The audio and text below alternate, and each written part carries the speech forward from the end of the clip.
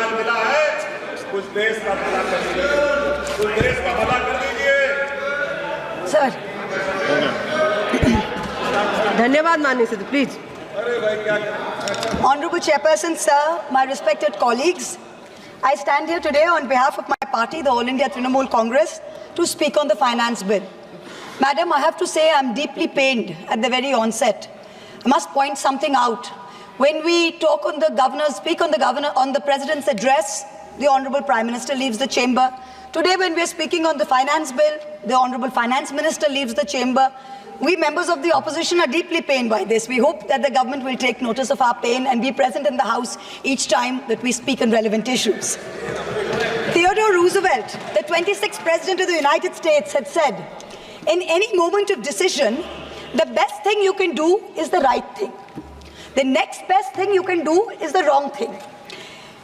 And the worst thing you can do is nothing. The Honorable Finance Minister has made a mockery of the people of India in this union budget by doing absolutely nothing. Whatever little changes are there are regressive and ill thought out. Means that the people did not want a business as usual approach. The people wanted a course correction. What have you done? You've not listened to the mandate. Vinash Kale Viprit Buddhi, you have done the exact opposite. You've kept the same cabinet, you've kept the same finance minister who's given the same shoddy budget. Who is this budget for? The middle class make up 31% of India. The poor make up between 60 and 65% of India. I will demonstrate how this budget systematically strangles the poor and the middle class. This is a kursi bajao budget, a save the chair budget for this government, and even that it doesn't do very well. Broadly, there are two types of taxes: direct taxes, indirect taxes. Direct taxes are known as progressive taxes. Why are they progressive? So income tax, property tax, investment tax on capital gains, these are done in a way that the richer you are, the more tax you pay. So they're kind of fairer. Sir, please. Sir. Sir, you're a chat person. What is it? Indirect taxes are regressive because everyone from the richest billionaire to the poorest laborer is paying the exact same tax. So GST, duties on petrol, duties on diesel are all indirect taxes. When we strive for a fair and equitable economy, we must have the balance of direct taxes and indirect taxes right. The US and the Europe broadly collect about 60% through direct taxes and 40% through indirect taxes. Some Scandinavian states with welfare models collect 70% through direct taxes, 30% from indirect taxes. In India, it is the exact opposite. 65% of tax collection comes from indirect taxes, where billionaires pay the same as the poorest laborers, and only 35% comes from direct taxes. Even within the direct tax bracket, for the first time in our country's history, salaried professionals and the middle class are sharing a greater tax burden than rich corporates. The middle class is contributing 55% of direct income taxes under this government, up from 38% under the UPA. The richest corporates in India today contribute only 45% of direct taxes. Not only is the middle class being taxed, but now with this budget, the savings of the middle class have also been taxed with removal of indexation and with a rise in the short-term capital gains. Investors who've made more than 11% return, we've done the calculation, that's about the threshold rate. If you have made more than 11% returns, so if you've made higher returns, then this new tax regime with the removal of indexation has happened is good for you.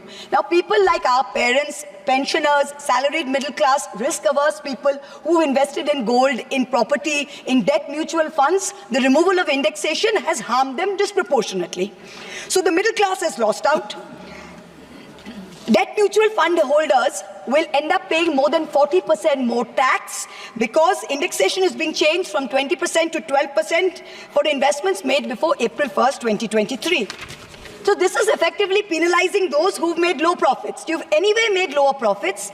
People think real estate has made enormous profits. If you look at RBI's housing index for the past 10 years, the average rise in property prices has been between 4.5% and 5%.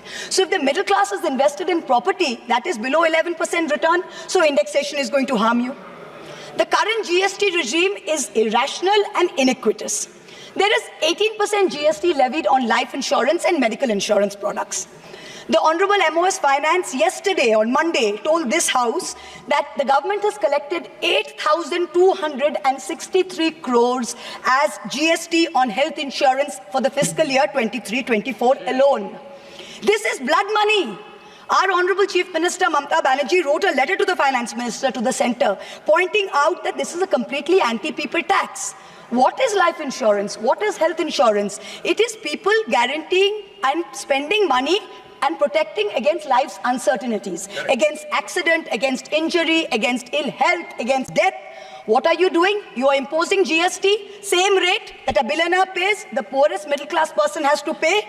So people are deterred from taking out new policies. People are deterred from continuing existing insurance. This should be removed at the earliest.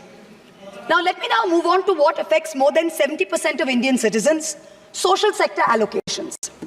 The general trend over the past decade, in every budget in the last 10 years, of which our Honorable Finance Minister has presented 7, has been in nominal terms, you have allocated more money to the social sector. But if you account for inflation and you look at real allocations, inflation adjusted, allocations have seen reductions of over 25% in the past 10 years. I'm going to look at real allocations, that is adjusted for inflation, for some major schemes in the past 10 years. Sarva Shiksha Abhijan, minus 18%. Rashtriya Madhyamik Shiksha Abhiyan, minus 9%. ICDS, which affects every child, it's a school scheme, minus 34%. Mission Anganwadi, minus 5%. PM Poshan, minus 45%. PMGSY, those of us who have rural areas, the Pradhan Mantri Gram Sadak Yojana scheme, minus 47% reduction in real terms. The National Social Assistance Program, minus 20%. The combined expenditure on 5 social schemes, the top 5 social schemes as a percentage of GST, of GDP, has declined from a peak of 0.93%, so almost 1% of GDP in 2009-10. Do you know where it is today in 23-24? It is 0.36%. It is only a third of what it was in 9-10. The Manrega budget during COVID, when the centre was telling all the states, please give employment to the labourers, they are going back. The Manrega budget in 2021 was 0.6% of GDP. Do you know what it is today? 0.26%. No, specific budget figures for 24-25 are shameful. Specific figures, let's look at the specific figures. The allocation for Samarth, which is maternity entitlement and the creche scheme, has been reduced by 70 crores compared to budget estimates of last year. The budget for the National Social Assistance Program, for again those of us with rural areas, you know how important this is. This is what gives social security pensions to the elderly, to single women, to disabled. This is unchanged from last year at 9,652 crores. 9,600 crores, same as last year, no adjustment for inflation. The central contribution to social security pensions has been unchanged since 2014. It was 200 rupees in 2014. It is still 200 rupees per person today. The price of the cutlets in the parliamentary canteen in the last 10 years have been adjusted for inflation with the government's approval. The price of the cutlets in the parliamentary canteen have more than doubled. But when it comes to giving social security for the poorest of the poor, it is still 200 rupees in the last 10 years, no change. This budget's allocation, there is no room for higher salaries for Anganwadi workers. Their salaries have been unchanged since 2018. No room for higher honorarium for midday meal cooks. You have to understand a lot of the women in villages depend on only Anganwadi sectors and midday meal sectors for any source of employment. There has been no higher allocation for supplementary nutrition given to children.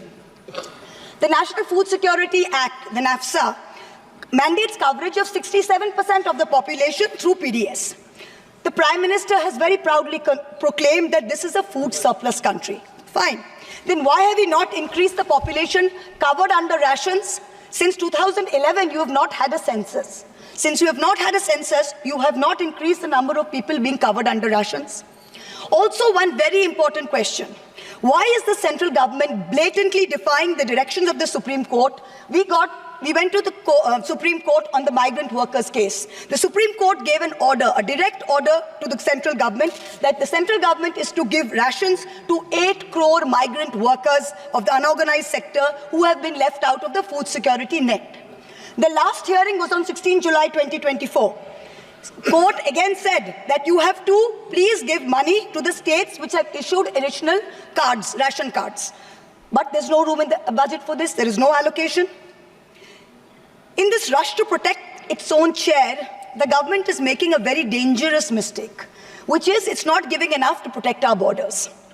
Military experts have repeatedly warned us that India's military capability has to be modernized because we are fighting on 2 fronts. One is against China, we need a dissuasive deterrent. Against Pakistan, we need an offensive deterrent. The budgetary allocation for defense in this budget is 6.22 lakh crores. This is a marginal decrease of 2,000 crores compared to revised budget estimates. We have reduced it by 2,000 crores. This year's allocation, the budget defense allocation, is 1.9% of GDP. This is the lowest since 1960. The lowest. Despite many economic constraints, past governments had always given close to 3% of GDP, which is the universal norm for defense. Over the last decade, ever since this government's been in power, it's been hovering around 2%. We have been unable as a government to compel China to restore status quo ante-April 2020 on the line of actual control.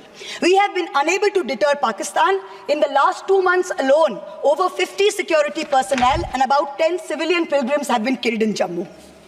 Capital expenditure on military equipment, 1.7 lakh crores.